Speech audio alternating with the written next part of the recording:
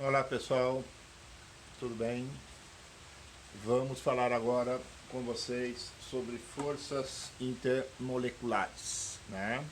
Ó, as forças intermoleculares, a primeira coisa que você deve determinar se a molécula é apolar ou se a molécula é polar. Já vimos como se faz isso.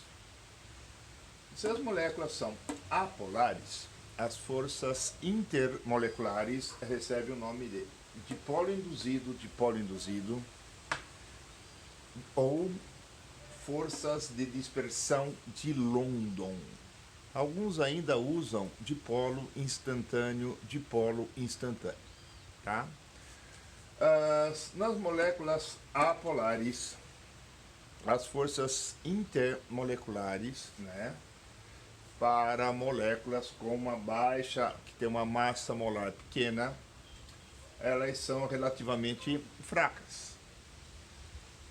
Em que situação as forças intermoleculares, né, dipolo induzido ou força de dispersão de London acontecem? Ó, você pode pensar assim, gases nobres, né?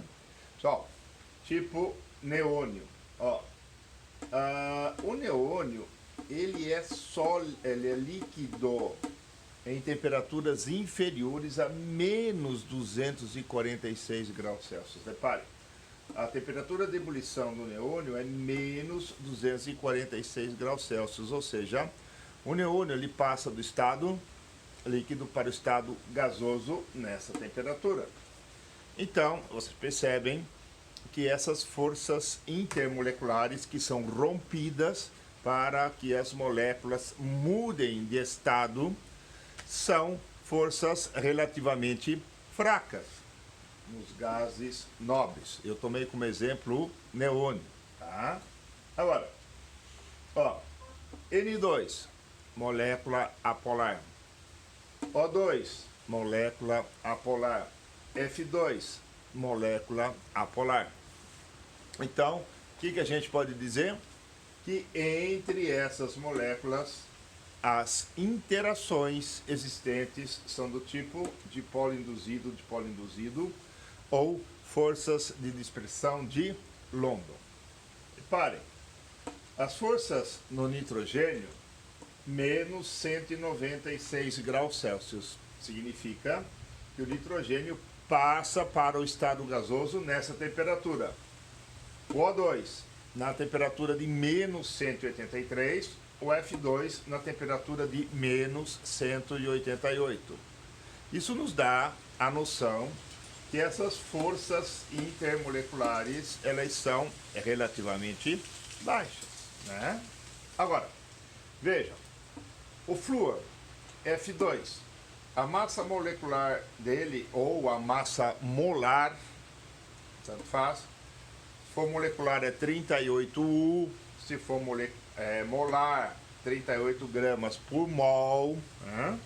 Ó, as forças que agem nas moléculas do flúor no estado líquido, portanto, conferem a ele uma temperatura de ebulição de menos 188. Agora, ó, flúor, cloro, bromo formam substâncias simples, são halogênios, né?